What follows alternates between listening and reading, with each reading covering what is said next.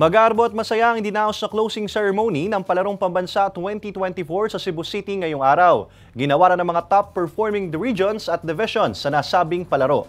Base sa final at official result ng medal tally reporting system ng palaro, pangalawa sa overall medal tally ang Calabarzon na nakapag-uwi ng 161 medals, kabilang narito ang 57 golds, 51 silver at 53 bronze.